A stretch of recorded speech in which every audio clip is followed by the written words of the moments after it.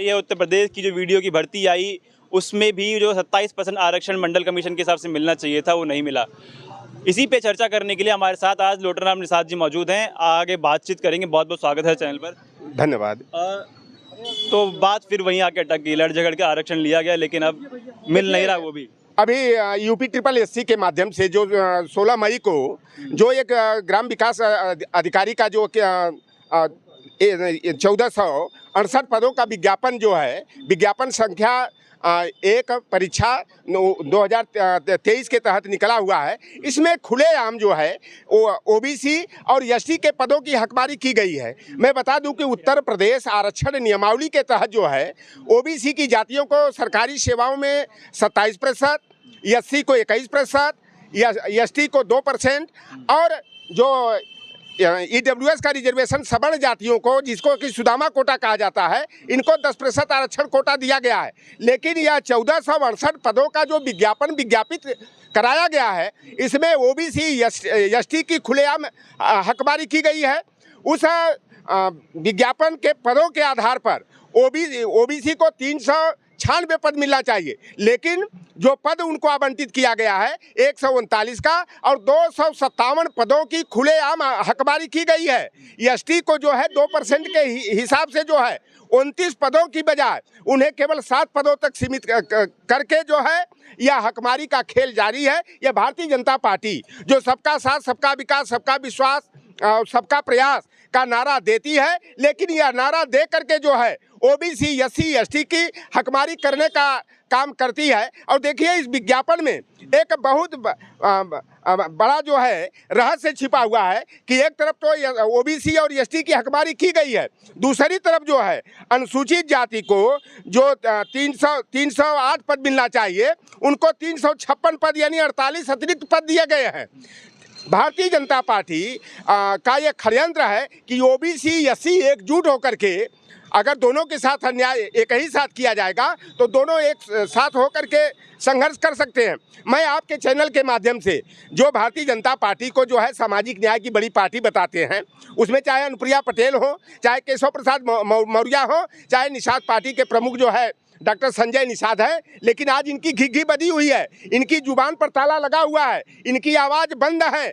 इन नेताओं को इसीलिए मैं कहता हूं कि यह जो भारतीय जनता पार्टी में जो ओबीसी एससी के नेता हैं वह शिखंडी के रूप में हैं और इनको आगे करके जो है भारतीय जनता पार्टी बड़े आसानी से जो है कि इनकी ओबीसी एससी एसटी की हकमारी करने का काम करती है। मैं भारतीय ओबीसी महासभा का राष्ट्रीय प्रवक्ता होने के नाते मैं इस मामले में अगर संशोधित विज्ञापन उत्तर प्रदेश सरकार यूपी ट्रिपल एससी के माध्यम से उत्तर प्रदेश अधीनस्थ सेवा चयन आयोग के माध्यम से अगर संशोधित विज्ञापन जारी करके जो कोटे के हिसाब से जितना पद ओबीसी एससी एसटी को ईडब्ल्यूएस को मिलना चाहिए उतने पद आवंटित नहीं किए जाते हैं, तो मैं इसको जो है कि माननीय उच्च न्यायालय में जो है इस विज्ञापन को चुनौती भी देने की तैयारी कर रहा हूँ। आपने जो बात कही भारतीय जनता पार्टी के नेताओं की, सवाल वही है क्योंकि सरकार में, सत्ता में दर्जनों मंत्री, दर्जनों विधायक और दर्जनों सांसद जो हैं वो पिछड़ी और अनुसूचित जाति से, दलित बहुजन कम्युनिटी से आते हैं। उसके बावजूद हमने अभी देखा कि लंबे अर्से अभी तक प्रदर्शन चल रहा है 2018 की जो 69 शिक्षक भर्ती है उसकी का। अब ये नया मामला आया वीडियो की भर्ती का। आरक्षण धीरे धीरे वो जो धोखेबाजी हो रही है पिछड़ों के साथ, दलितों के साथ, वो क्यों हो रही है जबकि दर्जनों मंत्री, दर्जनों विधायक जो जिम्मेदार लोग हैं हमारे समाज के वो सत्ता में हैं।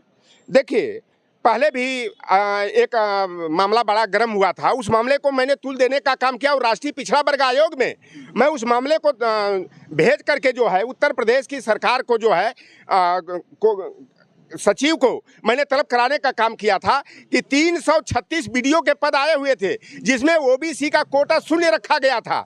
150 पद जो है कि अधिशासी अधिकारी जो होते हैं जिन्हें ईओ कहा जाता है, उस पद में भी एक भी पद ओबीसी एससी को नहीं दिया गया था। मैंने राष्ट्रीय पिछड़ा वर्ग आयोग में उसको शिकायत करने का काम किया था। ये शिक्षक भर्ती जो 2020 वाला जो मामला आता है कि 69,000 शिक्षक की भर्ती में जो हमारे ओबीसी को 27% कोटे के हिसाब से जो हमें पद मिलना चाहिए था वह 27% हमारा कोटा न दे करके केवल 3.48% हमारा प्रतिनिधित्व मिला। एससी को 21% के बजाय जो है केवल 15.61 ही अब प्रतिनिधित्व दे करके 16 से 18,000 ओबीसी एससी के पदों की हकमारी करने का काम भारतीय जनता पार्टी ने किया।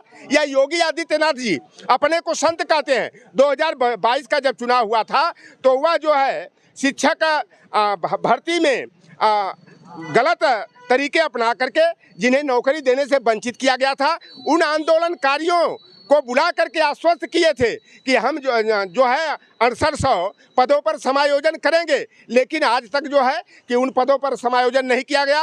और माननीय उच्च न्यायालय ने भी उन आंदोलनकारी अभ्यर्थियों के साथ अन्याय करते हुए उन्होंने कहा कि इस पदों पर समायोजन संभव नहीं है, उचित नहीं है। तो यह भारतीय जनता पार्टी, देखिए मैं तो कहता हूं कि जो मंडल कमीशन के विरोध में अयोध्या में राम मंदिर बनाने के लिए आडवाणी को राम रथ पर सवार करके कमंडल थमा करके रथ यात्रा शुरू करा दिया था, तो जो मंडल का विरोधी है वह ओबीसी का हितैषी नहीं हो सकता।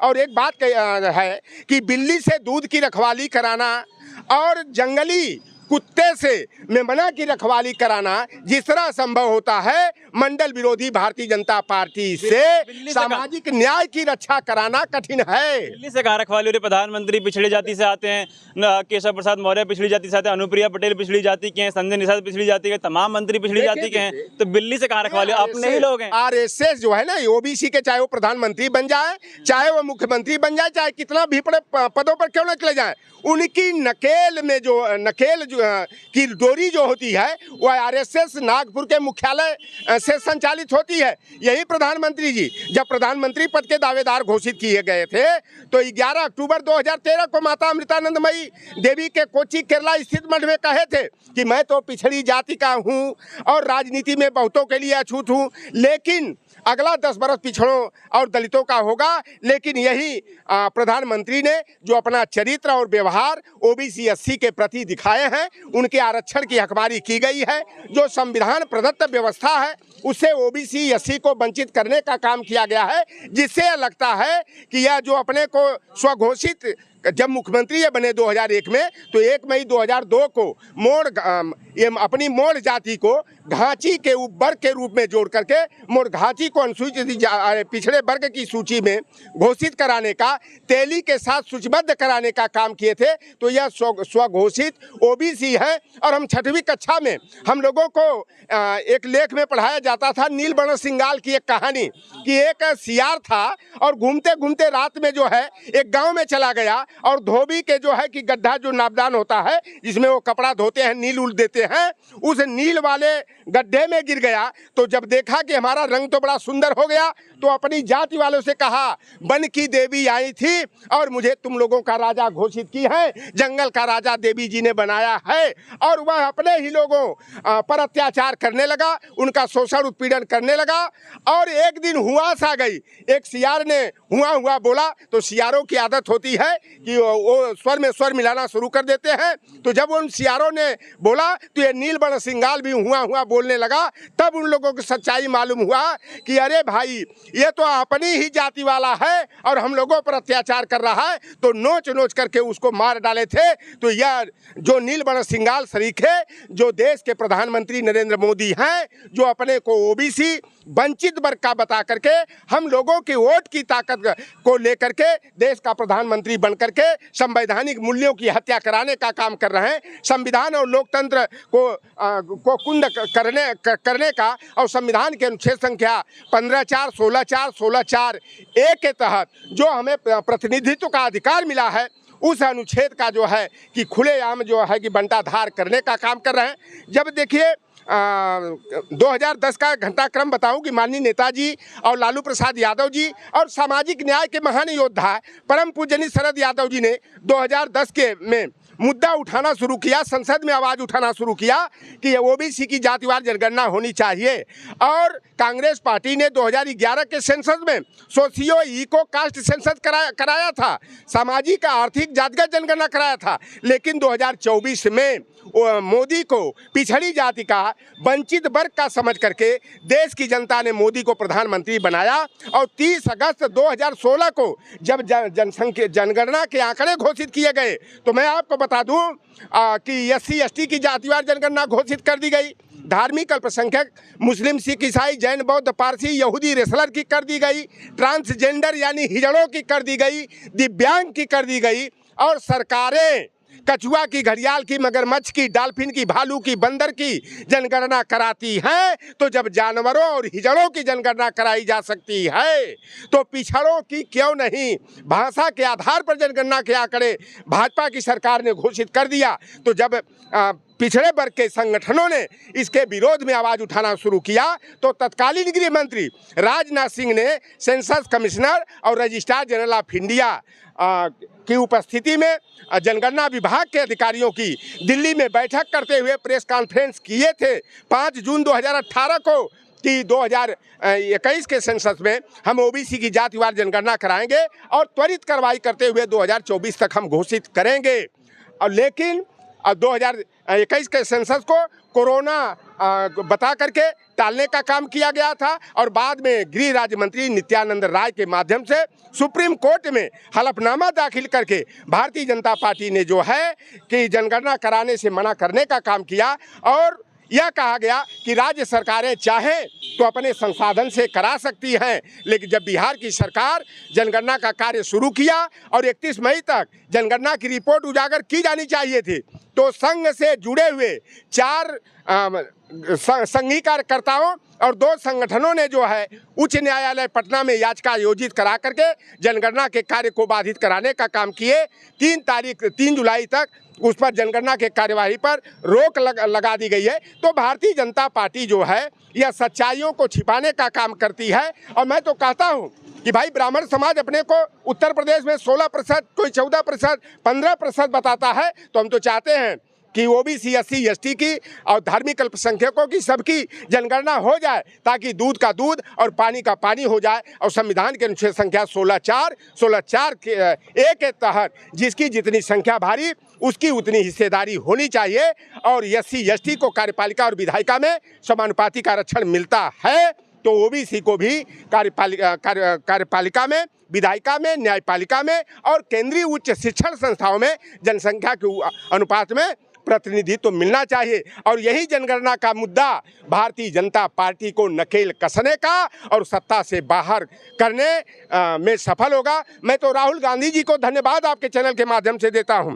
कि उनके पार्टी के एक बड़े नेता ने कहा कि राहुल जी मंदिर में दर्शन करने चलना है और राहुल जी ने कहा था कि हमें मंदिर में नहीं जाना है, हमें सॉफ्ट हिंदू नहीं बनना है, हमें दिखावटी हिंदू नहीं बनना है, हमें मंडलवाद की लड़ाई को लड़ना है, सामाजिक न्याय की लड़ाई को लड़ना है और जो आरक्षण की 50% की सीलिंग है उसको तोड़ करके OBC ST का प्रतिनिधित्व तो हमें 70% तक विस्तारित करना है। और राहुल गांधी जी ने नारा दिया कि जिसकी जितनी है आबादी उसको मिले उतनी हिस्सेदारी। और उस मुद्दे पर जो है कांग्रेस ने जो मंडलवाद के मुद्दे पर, अंबेडकरवाद के मुद्दे पर कर्नाटक में चुनाव लड़ा और सॉफ्ट हिंदू बनने का ढोंग नहीं किया।